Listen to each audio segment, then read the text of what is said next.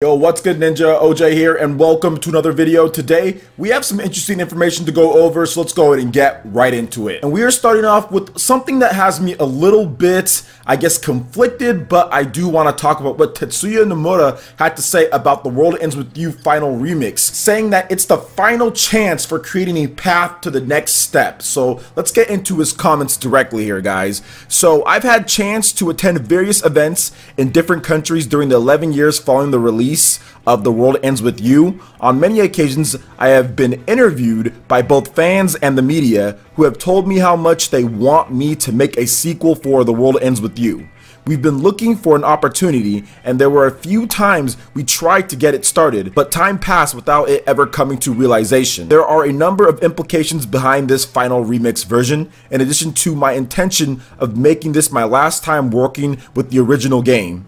I think this is the final chance for creating a path to the next step, which I've had ideas about since the first launch 11 years ago. Many thanks to everyone for supporting the ongoing efforts. Tetsuya Kondo, the director of 20 or The World Ends With You, says that he's making a comeback on here. There's other things they talk about with the music, so a lot of the developers get into it, but I want to focus on what Tetsuya Nomura had to say on the matter, because I think that's the most important and key element with this whole thing. He's essentially saying, guys, this one needs to sell. This one needs to sell so we can create a path forward. If this one doesn't do well, the chances of a sequel to The World Ends With You is probably not going to happen, and I can understand his standpoint, but then again, at the same time, we haven't seen any actual legit efforts from them to bring it back in a way to where it would get fans more excited or interested. And here's the reason why I say that. It originally came out on the DS, but there was no 3DS port of it. There was no enhanced remix of it then with 3D or adding in new elements. Okay, that's fine. You don't bring it out there. Then they bring it to smartphones. So then they don't bring it to any other type of console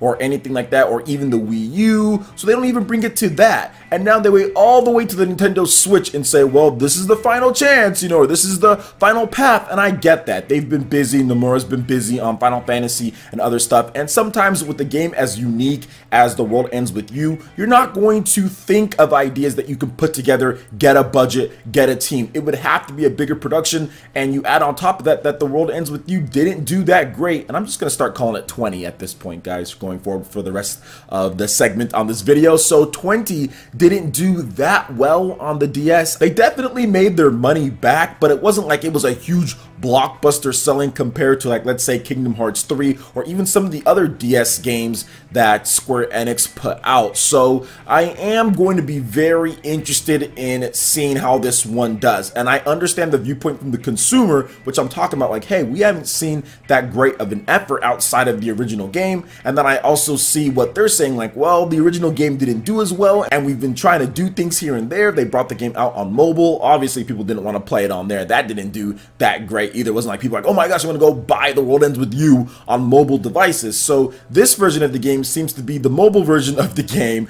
to where they spruce it up, even make it look better than it did on there, add in some controls that fit for the Nintendo Switch, add in new elements, so there's actually brand new parts of this game that have never been played before, new scenarios and things like that. So this is probably the most legit effort in bringing it to the best audience that they can in the 11 years since it released, right? This is the best effort that they've made, so I can understand both sides or both viewpoints from the developer standpoint and also from the consumer standpoint. Now, I think that that's where we need to kind of come to a happy medium and say, hey, look, if you're interested in this game, because it is a little bit more pricier, right? It's 11 years old. It's $50, I think, for this game. So yeah, it is a $50 game. So it's a little bit pricier. However, with the amount of hours of content that you get in the game, the new content that they've added in, and the fact that it's on the Nintendo Switch, first time ever that you can play this game on the TV, in addition to on the go, not using some type of weird mobile to TV device or anything like that, because that's obviously hard to do and it'd probably look horrible.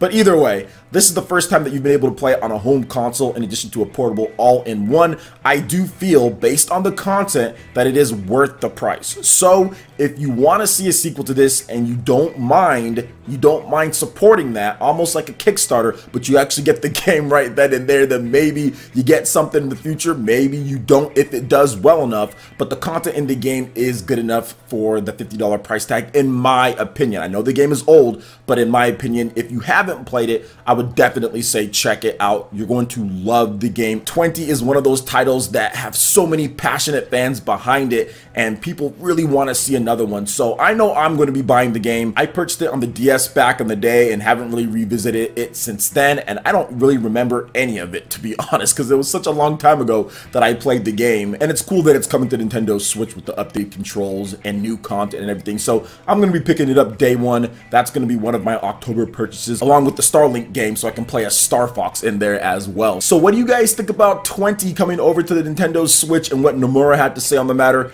Give me your thoughts in the comment section below. All right, and we got some new information on Sinner Sacrifice for Redemption. We got the official launch date after initially being delayed from earlier in the year. It's coming out on October 18th. So Sinner Sacrifice for Redemption will launch digitally for the PlayStation 4, Xbox One, and the Nintendo Switch on October 18th, and for PC and Mac as a first on Discord launch title later this year, because Discord, you guys know, the voice chat application, also text messaging and all that good stuff that we use here on PlayerEssence and many other people use. Discord is getting its own games front, and it's going to be first on Discord, so that's actually really exciting for Discord users out there.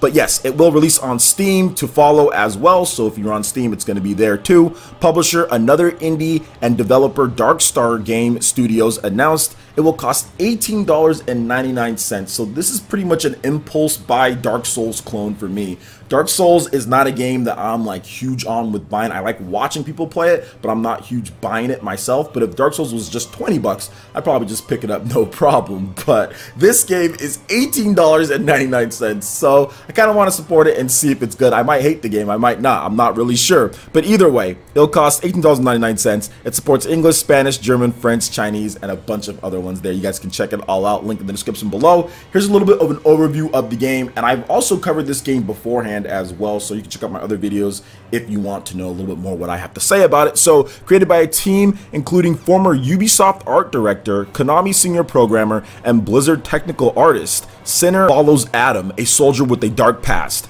Adam embarks on a journey for absolution, facing off against monstrous beasts to reconcile his heinous crimes. Based on the 7 deadly sins, these savage specters will reveal their personal connections with Adam as he advances his quest for atonement to the hauntingly beautiful soundtrack. So one thing about this game, guys, is that apparently it's so hard that you're going to be dying over and over and over. They're taking this whole Dark Souls thing and kind of doing it in their own way, but it's definitely like a Dark Souls clone style of game. But there were some people talking about the demo that they played this game earlier in the year, and they couldn't even beat the demo at the stage that they had there. That's how hard the game was. So I'm not sure if they tweaked it or did anything else since then, because it did get a nice hefty delay, guys, like multiple months delay. It was supposed to come out a while ago, so maybe they tuned the difficulty just a little bit, but at $18.99, it's piqued my interest enough to be an impulse buy for me. So I'll check it out on the Nintendo Switch. Now on Twitter, they did say that it runs really well. When I think it was Big Milo, shout outs to Big Milo, asked like how it runs, and they did say, yeah, we got it running really well on the Nintendo Switch. Because I think the Switch is actually one of the bigger target audiences for this game, since it doesn't have all the Dark Souls games. So what do you guys think about Sinner Sacrifice for Redemption? How's the game looking to you? Let me know your thoughts in the comment section below. All right, and moving into the final topic here, my favorite game in the world, Wolfenstein II, the new Colossus, has received a brand new patch on the Nintendo Switch. It's available for all of you guys to go download, and there's some really good updates in this patch, guys. I'm impressed with what they've done. So here's what they had to say on the matter. We've deployed a new patch live to resolve a few issues and improve general game performance. Below are the patch notes for today's patch.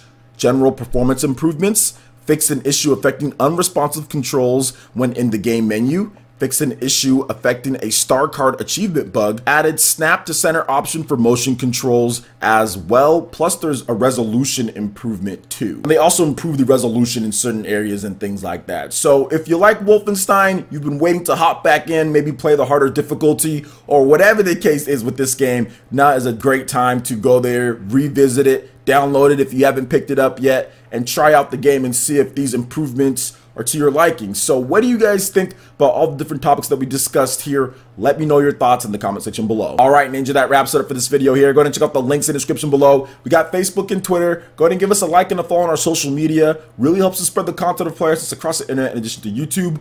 Also, make sure you check out our Patreon, Twitch, and YouTube live gaming pages and consider supporting PlayerEssence. When you do so, it gets you access to all sorts of cool benefits, perks, rewards, and emotes via YouTube sponsorship. Hit that like button if you did like this video. Lets me know you guys want more content like this going forward in the future. And subscribe to PlayerEssence for the latest RPG, Japanese, and Nintendo gaming news.